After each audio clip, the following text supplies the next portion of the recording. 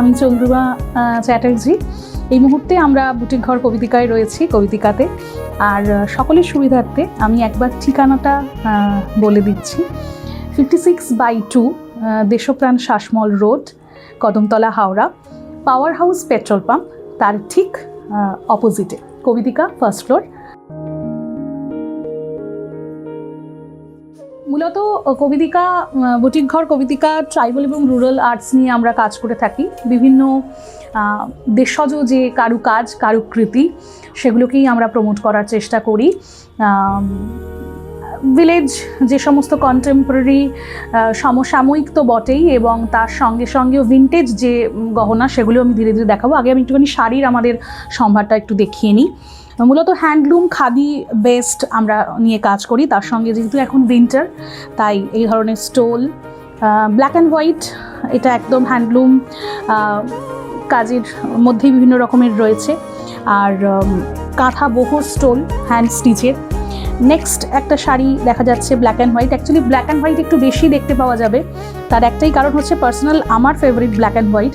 এটা তো বোঝাই যাচ্ছে যে একদম কাঁথার কাজ। এটা একটা লিলেন বাটিকের উপর এর কাজ রয়েছে, তার সঙ্গে স্টোলগুলোকে অ্যাকচুয়ালি আমি ডিজাইন করে এর সঙ্গে পেয়ার আপ করেছি। এগুলো ইন্ডিভিজুয়ালও পাওয়া যায়, কিন্তু আমার যেটা সবসময় মনে হয় যে বুটিক ঘর যখন নামটা দিয়েছি, তার পিছনে নিশ্চয়ই তো একটা ভাবনা থাকবে। আমি যেহেতু বিং আ আর্টিস্ট, আমি তার পাশাপাশি আমার মনে হয় যে নিজস্ব কিছু স্টাইল স্টেটমেন্ট প্রত্যেকটা মানুষেরই নিশ্চয়ই হওয়া উচিত, এবং সেই ভাবনা থেকে আমি নিজে সাজতে ভীষণ ভালোবাসি। নিজে না সাজলে, সুন্দর করে সাজতে না জানলে আমার মনে হয় যে বুটিকের এই কনসেপ্ট নিয়ে কাজ করা সম্ভব নয়। তো তার পাশাপাশিও কত রকমভাবে ফ্যাশনকে নিয়ে এগোনো যায়। ফ্যাশন না, সেই রবি ঠাকুরের কথাই বলতে গেলে আমি ফ্যাশনের থেকে স্টাইলে বিশ্বাসী। নিজস্ব প্রত্যেকটা মানুষের একটা নিজস্ব ধরন স্টাইল থাকে, তো সেই স্টাইলকে নিয়েই এগোতে ভালোবাসি। তো প্রচুর কালেকশনস রয়েছে, তো নিশ্চয়ই সেগুলো আমরা পরবর্তী সময় সব করবো।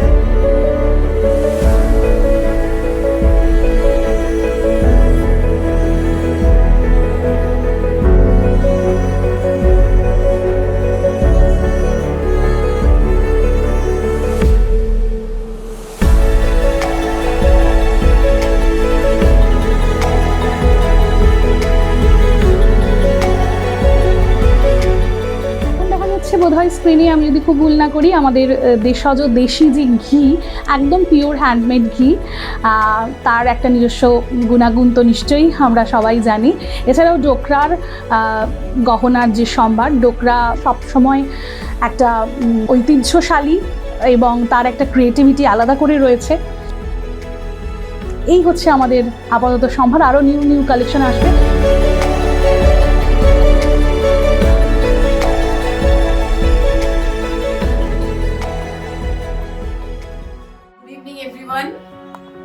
আজ আমরা কবিতিকা পারফর্মিং আর্টস অ্যান্ড ক্রাফটসের কর্ণধার চন্দ্রিমা চট্টোপাধ্যায়ের বুটিক ঘর কবিতিকায় উপস্থিত হয়েছি। দু চার কথা বলবো কবিতিকার কর্ণধার চন্দ্রিমা চট্টোপাধ্যায়ের সাথে। তো আমি শাশ্বতী মুখার্জি। তো চন্দ্রিমা, আমি যেটা জানতে চাইছি, তুমি যেই কবিতা চর্চা করছো এবং বাচিক শিল্পী হয়েছো, সেটা তোমাকে কোন জিনিসটা উদ্বুদ্ধ করেছে এটা করার জন্য? আচ্ছা, আমি এই প্রশ্নটাতে একদম আসছি। তার আগে আমি একটু ইন্ট্রোডিউস করিয়ে দিতে চাই, সেটা হচ্ছে যে শাশ্বতী দি কিন্তু আমাদের পারফর্মিং আর্টস অ্যান্ড ক্রাফটসের সতীর্থ, এবং আমাদের নিউ ইয়ার যে স্ট্রাকচার, সেই স্ট্রাকচারের অনুযায়ী কাইন্ড অফ একজন মডারেটর অ্যাডমিনও বটে। সো আমাদের যাত্রাপথ নিশ্চয়ই আরো আগামী দিনে আরো ইনক্রিজ হবে, বাড়বে। তো সেইটার জন্য আমরা সবাই তাকিয়ে রয়েছি। ফিরে আসি প্রশ্নয়। তুমি যে প্রশ্নটা করলে যে কি বিষয় আমাকে উদ্বুদ্ধ করেছে, উদ্বুদ্ধ বললে তো সেভাবে বলতে হয় যে হ্যাঁ, অবশ্যই ছোট থেকে যে পড়াশোনার পাশাপাশি যে বাচিক চর্চা, পারিবারিক কথা তো বলতেই হবে, কারণ একদম প্রথম যে পরিবারই তো সেই বীজটা বপন করে দেয়। বাবা মা সেই সূত্র ধরে আমাকে পড়ানো শুরু করেছে।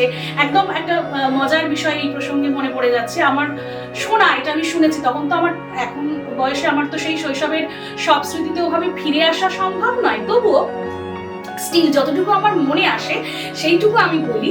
সেটা হচ্ছে যে একদম যখন বছর আড়াই সেই সময় আমি একদম প্রথম নাকি স্টেজে উঠেছিলাম। যেরকম হয় ছোট থেকে ছড়া মায়েরা শেখায়, এবার মা শিখিয়ে টিখিয়ে আমাকে পাঠিয়েছে ঠাকুমাদের, তখনকার দিন তো জয়েন্ট ফ্যামিলি, তো এই একটা বিষয়, তো সেখানে ঠাকুমাদের থেকে শেখা কবিতা মা উঠিয়ে পাঠিয়েছে। আমার মামার বাড়ি পাড়ায় সেই প্রথম আমার স্টেজে ওঠা।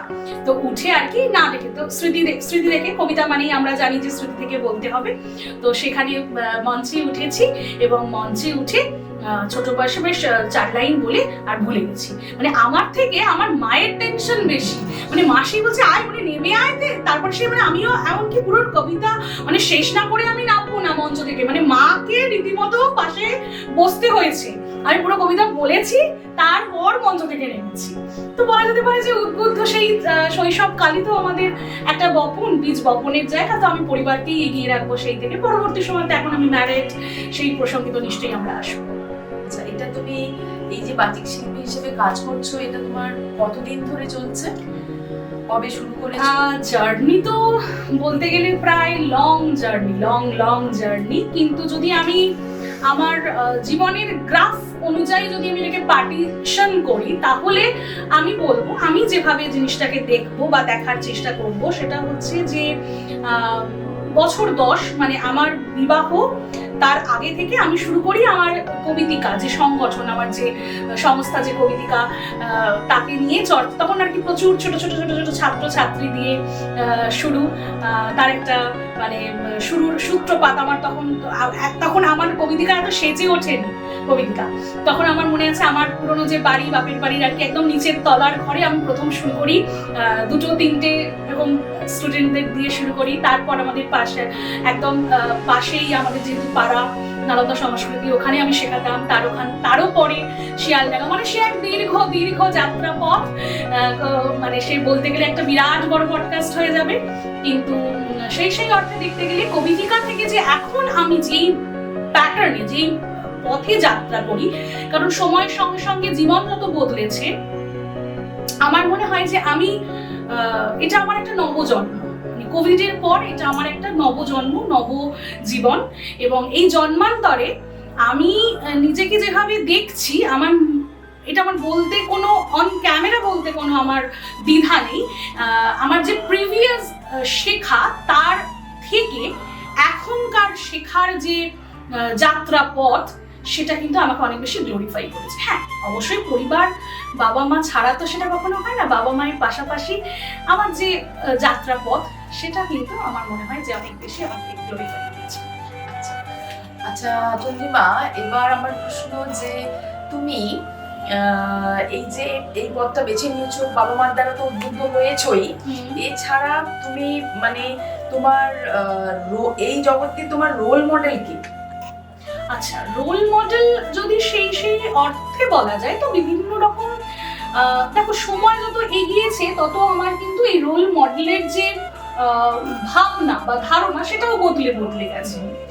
প্রথম যখন আমি শুধু কবিতা পড়েছি, তখন শুধু পড়েছি। তারপর যখন আমি আমার কলেজ জীবনে পা দিলাম, আমি মূলত হাওড়া শহরে, প্রপার হাওড়াতেই আমি বেড়ে ওঠা মেয়ে। সেই অর্থে আমি বলবো না যে আমার গ্রাম বা মফস্বল, কিন্তু আমার প্রিভিয়াস আমার গ্রামেও আমাদের বাড়ি রয়েছে, তারও একটা আমার সেই পাড়াগাঁয়ের জায়গাও আমার সেই জীবনের সঙ্গে ওতপ্রোতভাবে মিশে আছে, জীবনের সঙ্গে মিশে আছে। কিন্তু সেভাবে যদি বলা হয় যে রোল মডেল, তাহলে আমি বলবো যে গোখিল যখন পড়তাম, তখন আমাদের একজন এইচওডি ছিলেন, বিআরসি ম্যাম। তো বিআরসি ম্যামকে দেখে আমি খুব উদ্বুদ্ধ হতাম, যে ওনার যে পড়ানোর স্ট্রাকচার, উনি যেভাবে বলতেন। আর আমি অত্যন্ত রবীন্দ্রনাথের ক্লাস শোনার জন্য, শেখার জন্য মুখিয়ে থাকতাম। আরএম ম্যাম, রাখি ম্যাম। তো গোখিল আমার জীবনে আমার অবশ্যই অনেকখানি জায়গাকে, আমার চারিত্রিক যে গঠন, সেই চারিত্রিক গঠনকে অনেক দৃঢ় করেছে বলতে পারি। তারপর তো আমার বাগবাজার উইমেন্স কলেজে গিয়ে ওখানে পবিত্র স্যারকে পেয়েছি। পবিত্র সরকার, আমরা সবাই জানি ভাষাবিদ, ওনাকে কাছ থেকে পাওয়া, ক্লাস করা, ওনার সমস্ত কিছু শোনা মানে ইনস্ট্যান্ট, মানে উনি যে আমরা মানে এখনো পর্যন্ত আমি বললে আমার ভাবলে খুব অবাক লাগে, মানে এখন আমি চেষ্টা করি ওনাদের পথ অবলম্বন করে এগিয়ে যাওয়ার। বিং বাংলা সাহিত্যের ছাত্রী, মানে নন স্টপ আমাদের যে নোটস দিতেন, মানে ওনার সামনে কোনো বই নেই, মানে উনি উইদাউট বই একদম বলে যাচ্ছেন। তো এই যে একটা মজাদার যে বিষয়, সব কিছুই করতে করতে করতে করতে আর যদি বলো যে এক কথায় যদি বলা যায় যে রোল মডেল, তো বিং জায়গায় আমি একদম আমার সমস্তটুকু আমার ভালোবাসা, আমার শ্রদ্ধা জ্ঞাপন দিয়ে আমি জানাতে চাই অবশ্যই none other than he needs no introduction at all, Sujoy Prasad Chatterjee, Sujoy the, he is my captain and he is my আরো অনেক কিছু। আচ্ছা, এবার তুমি তোমার বুটিক ঘর কবিতিকাকে নিয়ে কিছু বলতে চাও, যদি বলতে পারো। আচ্ছা, আজকে আমি এটা খুব মজাদার, আমার খুব ভালো লাগছে, মানে শাশ্বতী দিকে আমি অন্যদিন মানে আমি এই দিকে থাকি, আজকে শাশ্বতী দিকে প্রশ্নর মুড নিয়ে এসছে, খুব ভেবে চিনতে এসে মানে সুন্দর করে করে দারুণ দারুণ প্রশ্ন করছে। আর শাশ্বতী দিকেও অনেক কৃতজ্ঞতা এবং ধন্যবাদ, তার কারণ হচ্ছে এত সুন্দর বুদ্ধিদীপ্ত যে তুমি প্রশ্নগুলো ভেবেছো, তার জন্য থ্যাঙ্কস টু ইউ অলসো। আর হ্যাঁ, বুটিক ঘর কবিতিকা নিয়ে অবশ্যই বলতে পারি যে এটা তো আমার পারফর্মিং আর্টস অ্যান্ড ক্রাফটসের পাশাপাশি আমার 1 বছরের বেবি বুটিকই বলি আমি এখনও, মানে আমার মেয়ের বয়স এখন 2 বছর, আমার বুটিকের বয়স প্রায় 1.5 বছরের কাছাকাছি, মানে একই একদম সমসাময়িক পাশাপাশিভাবে চলছে। তো এই চলছে আমার কাজকর্ম। আমরা মূলত ট্রাইবাল এবং রুরাল আর্টস নিয়ে কাজকর্ম করছি, আর যে ভাবনা থেকে মূলত যে বুটিক ঘরের মূলত হচ্ছে আমরা যেটা চাইছি যে প্রিজার্ভ করা দেশজ যে কারু কাজ, সেটা হ্যান্ডমেড হাতের কাজ, সেই সমস্ত মহিলাদের যারা, আমরা তো শহরতলিতে থেকে অনেক বেশি প্রিভিলেজড, অনেক অনেক অনেক সুযোগ সুবিধা পাই, তো সেইখানে দেশজ যে সেটা বিভিন্ন জায়গার, আপাতত যেহেতু আমার শান্তিনিকেতন মাই সেকেন্ড হোম, আমার ওখানে বাড়ি, তো হয়তো একটু শান্তিনিকেতনের প্রোডাক্ট বেশি বেশি দেখা যায়, মূলত আমার ভাবনা বেশি বেশি দেখা যায় কেন, ওটাকে কেন্দ্র করে, ঠিক আছে। কিন্তু তার পাশাপাশিও মানুষের একটা স্বপ্ন তো থাকে, তো আমি যদি একদম লং টার্মের স্বপ্ন বলি তাহলে বলি যে আমি আমার শুধুমাত্র শান্তিনিকেতনের তকমাটা আমি দিতে চাই না, মানে অনেক সময় এটা আমার বাবার সঙ্গে, এটা বাবা যখন আমাকে বলেছে যে এইভাবে একটা কোটেশন দেওয়া যেতে পারে যে শান্তিনিকেতনের প্রোডাক্ট, কিন্তু আমি ভেবেছি যে ট্রাইবাল অ্যান্ড রুরাল শুধুমাত্র এটা আধুনিকীকরণ নামটা শুনতে চমক রয়েছে, গ্ল্যামার রয়েছে, তেমনটা নয়। আমার পাশাপাশি মনে হয়েছে যে শুধু কেন শান্তিনিকেতন, বাঁকুড়া, বীরভূম, এই যে ট্রাইবাল জায়গা, পুরুলিয়া, মানে এই সমস্ত জায়গাগুলো আমি আমার হাজব্যান্ডের সঙ্গে বহুবার ট্রাভেল করেছি। রিসেন্ট আমি আন্দামান ঘুরে এসেছি, আন্দামানের যে দেশজ, ওখানকার যে এত এনরিচড, আমি এত সুন্দর আমার লেগেছে, যে জায়গা তো সুন্দরই, তার পাশাপাশিও যে এত সুন্দর তাদের কাজের বুনন, মানে প্রত্যেকটা জায়গায় গিয়ে আমার তো মনে হয় যে শিল্পী মানুষের মন আগে ওইখানে যায়, যে তাদের যে নিজস্ব কিছু কাজ, ওটা সেগুলোকে আমরা নিশ্চয়ই পরে পরে দেখাবো। তো এই শেষ প্রশ্ন আমার, চন্দ্রিমা, তুমি ভবিষ্যৎ প্রজন্মকে কি বার্তা দেবে? আচ্ছা, ভবিষ্যৎ প্রজন্মকে বার্তা, এটা খুব, আমি প্রথমত বলি যে আমি নিজেকে এখনো পর্যন্ত লার্নার মনে করি, আমি শেখার কোনো শেষ নেই, এটা আমি সবসময় মনে করি, এবং শুধু শেখা নয়, সঠিক গুরুর কাছে শেখা, এটা আমি একদম কোটভাবে হাইলাইট করব, কারণ জীবনে একটা মানুষের বাঁক তো অনেকভাবেই বদল হয়, কিন্তু গুরু যদি সঠিক তার পথ দিশা না দেখান, আমার মনে হয় তিনি আমার সঙ্গে ফিজিক্যালি থাকুন বা নাই থাকুন, তিনি কিন্তু সেই পথ কিন্তু বাতলে দিয়েই যান, এবং সেটা ওই অদৃশ্য, এটাকে ঠিক বয়ান ব্যক্ত করা যাবে না, উনি কিন্তু বাতলাতেই থাকেন।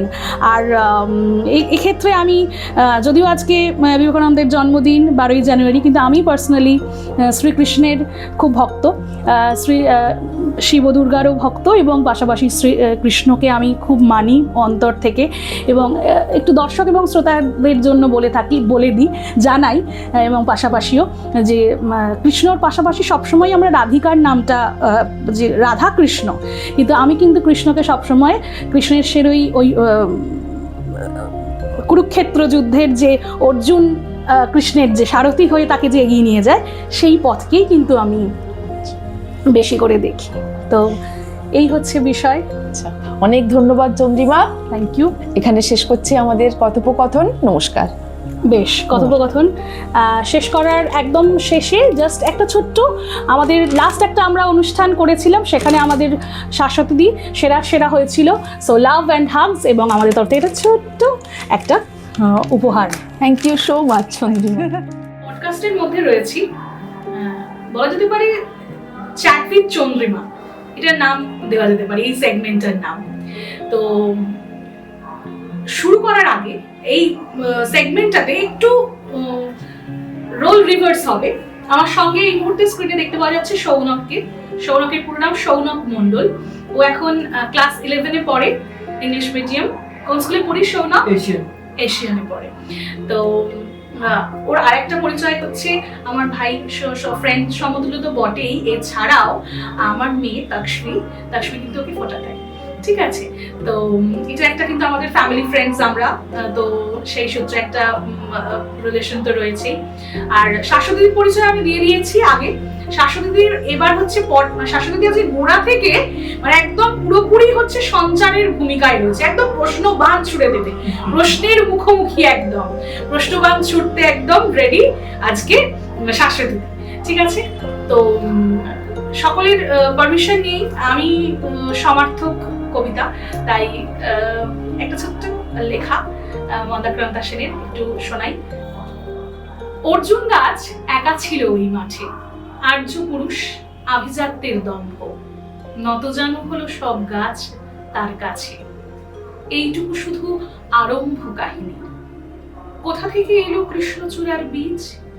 যুবতী হলো সে কয়েক বছর আগে, সাঁওতালি মেয়ে, খোপায় তীব্র লাল। অর্জুন তাকে চাইল আপন করে।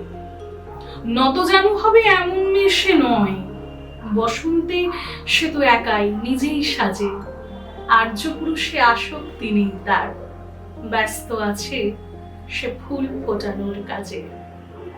কার মিলন চাও বিরোহী, কার মিলন চাও বিরোহী, কাহারে কোথা খুঁজিছ ভব অরণ্যে জটিল কুটিল গহনে শান্তি সুখহীন ওরে মন। কার মিলন চাও বিরোহী। বাহ,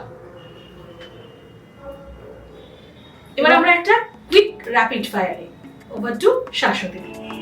আচ্ছা, আমার প্রথম প্রশ্ন, কে সবচেয়ে বেশি টাকা খরচ করে? সৌনক। না, ওকে আমি আমি আমি কে বেশি অগোছালো? আমিও সেম, সে হ্যাঁ। কে ভালো রান্না করতে পারে? ইয়েস, সৌনককে আমি খাইয়েছি। ইয়েস। ঝগড়ার পর কে প্রথম সরি বলে? আমি বলি না, আমি বড়দের বলি, যেখানে আমার ভুল থাকে সেখানে আমি বলি, যেখানে আমার ভুল থাকে আমি বলি না। ভুলটা হচ্ছে কিনা তোমার সাথে তুমি নিজে জাজ করো। এইটা পাশে কিন্তু কমেন্ট করতে গেছে শাশ্বতী। আচ্ছা, নেক্সট প্রশ্ন, কোথাও যাওয়ার আগে রেডি হয়ে মেকআপ করতে সবথেকে বেশি সময় কে নেয় রেডি হতে? আগের প্রশ্নের উত্তর আমি দিচ্ছি না। কে বেশি রোমান্টিক? আমি। ওরা কোনো সেই রোম্যান্সের বয়স আসেনি। কে সবচেয়ে বেশি ফানি? এটা আমিও ফানি, আমিও কাইন্ড অফ ফানি পারসন। কে বেশি লেজি? লেজিও, আমি লেজি নয়, এটা ও। আচ্ছা, হু ইজ অলওয়েজ রাইট? কে সব সময় ঠিক? Ladies are always right, women's are always right, আমরা সব সময় ঠিক। আচ্ছা, কে ভীষণ ঘুম কাতুরে? আমিও সেম, আমি যেখানে সেখানে যখন তখন ঘুমিয়ে পড়তে পারি। এখানে শেষ হলো র্যাপিড ফায়ার। Thank you. আমরা একদম আমাদের ফাইনাল সেগমেন্টে রয়েছি। আমি ইন্ট্রোডিউস করাই, যদিও he needs no introduction at all. He is my husband, he is my life line and he is my all in all, my husband, my hubby Parthib. আর পার্থিব, আমি একটা কোয়েশ্চেন জিজ্ঞেস করতে চাই ফার্স্টে। আমার ফোনেতে তোমার নাম কি দিয়ে সেভ করা? প্যাবি। প্যাবি, সো আই কল হিম প্যাবি। ওকে, তো যাই হোক, আমার যে এই উদ্যোগ, যদিও সবসময় তুমি বিং হাজব্যান্ড এবং বিং আ ফ্রেন্ড, সবসময় তুমি ক্যামেরার আমার ব্যাক সাপোর্টে সবসময় থাকো, আমার শুরুর লাইফ থেকেই রয়েছো সেটা, মানে আমার জীবন এগিয়ে চলার পথে। সো তুমি আমার সবসময় একটা রোল মডেল হিসাবে অবশ্যই আমি তোমাকে মানি। তো যেটা আমি জানতে চাইছি যে আমার যে ধরো এই 10 ইয়ার্সের জার্নি এবং আপকামিং যে বুক ফেয়ারে আমার একটা বই রিলিজ হচ্ছে, সো তুমি কিছু বলো। দেখো, সেটা হচ্ছে ডেফিনেটলি তোমাকে এটা তো গ্রো আপ করতেই হবে, যেটা তুমি বুটিক ঘর এখানে করেছো, অ্যাজ ওয়েল অ্যাজ যেটা বুক ফেয়ার, সেটা একটা সারপ্রাইজ ডেফিনেটলি, যেটা হয়তো আমিও এক্সপেক্ট করিনি যে এত তাড়াতাড়ি একটা বুকস তোমার রিলিজ হবে কিংবা পাবলিশ হবে, ঠিক আছে, through Kolkata international book fair. Indeed it's a big achievement for you, and তার জন্য আমরা সবাই প্রাউড, শুধু আমি নয়, আমার বাবা, তোমার বাবা, সবাই ডেফিনেটলি প্রাউড, এবং যারা রিলেটিভস এবং ফ্রেন্ড সার্কেল যারা আছে, হোপফুলি তারাও সেটাই মনে করে। So it's all the best from my end, and definitely wish you all the best for all your future. যা তুমি কর্মকাণ্ড করছো, মানে বুটিক বলো, তোমার আবৃত্তির ইনস্টিটিউশনস বলো, লেখালেখি বলো, সব কিছু নেই। So it's all wish you all the best for all your futures, তোমার যা যা তুমি কাজ করবে, ঠিক আছে, চলো, থ্যাংকস। Thank you.